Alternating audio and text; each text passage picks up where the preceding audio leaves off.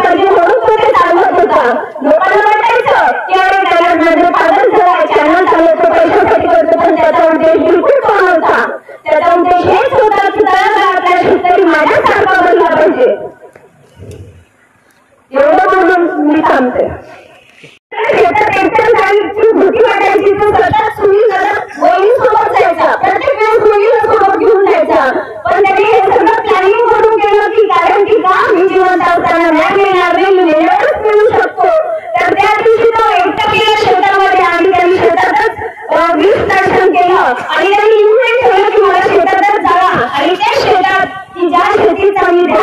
होता।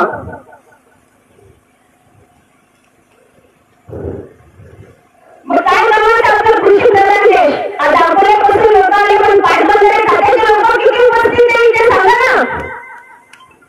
किती लोक उपस्थित आहे पाटबंधारे खात्याचे? किती न्याय मिळवून दिला त्यांनी? का पाटबंधारे खात्यामध्ये आपल्या तळागाळाची लोक नाहीये? तिथे नोकरी करत नाहीये?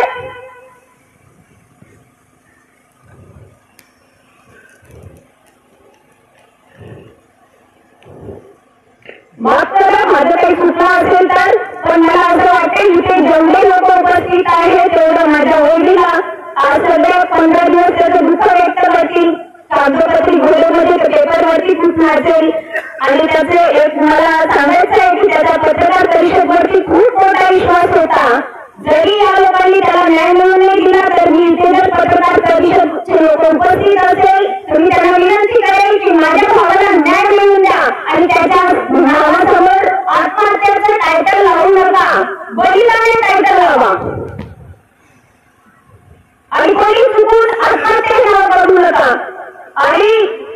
आणि ज्या वर्षी त्याची एक नेहमीची प्रथा होती की ज्या वर्षी धरण भरलं त्या धरण भरल्यानंतर गावातला जो मुलगा त्याला सांगेल की आज कैलास भाऊ धरण भरलेला आहे तर त्या मुलाचा तो सत्कार करायचा आणि सर्व गावातल्या लोकांना जेवण द्यायचा। आणि ह्या 12 वर्षाची रेकॉर्डिंग आहे, दत्ता नजरेकडे 12 वर्षापासूनची रेकॉर्डिंग आहे की जे मुलांचे तो सत्कार करायचा आणि त्याच्या घराच्या वरती जेवण द्यायचा, त्याची 10-12 वर्षापासूनची रेकॉर्डिंग आहे। हे सगळं